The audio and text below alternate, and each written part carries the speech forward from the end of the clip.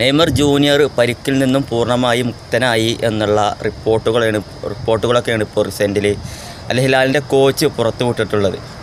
AFC champions ലീഗിൽ അൽ ഹിലാലിന് ഇന്ന് മത്സരമുണ്ട്. ഈ ഒരു മത്സരത്തിൽ ഉണ്ടാവില്ല മീൻസ് അദ്ദേഹത്തിന് കളത്തിലിറങ്ങാനായിട്ടില്ല.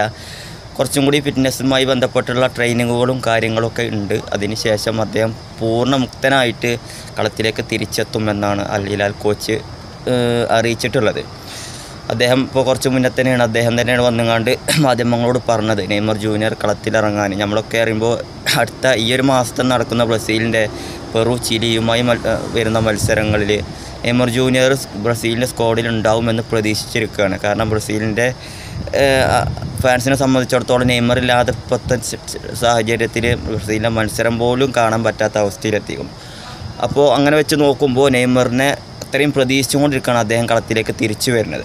ഏതായാലും ഇപ്പോൾ കുറച്ച് ദിവസം മുന്നേ അൽ ഹിലാലിൻ്റെ കോച്ച് തന്നെയാണ് വന്നത് നെയ്മർ ടീമിലേക്ക് തിരിച്ചു വരാൻ ജനുവരി ഒക്കെ ആവുന്നുള്ള റിപ്പോർട്ടുകളൊക്കെ പുറത്ത് കൊണ്ടുവന്നിരുന്നത്.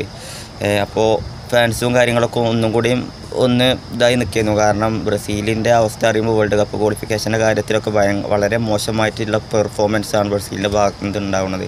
ബ്രസീലിൻ്റെ കാര്യം തന്നെ കാര്യമായിട്ട്, അല്ലാതെ അൽ ഹിലാലിൻ്റെ കളികളൊന്നും കൂടുതലൊന്നും ആളുകൾ ഫോളോ ചെയ്യാത്തതുകൊണ്ട് വലിയ വിഷയം ഉണ്ടാവില്ല. ബ്രസീലിൻ്റെ കാര്യം മാത്രമാണ് ആളുകൾക്ക് ആദ്യം.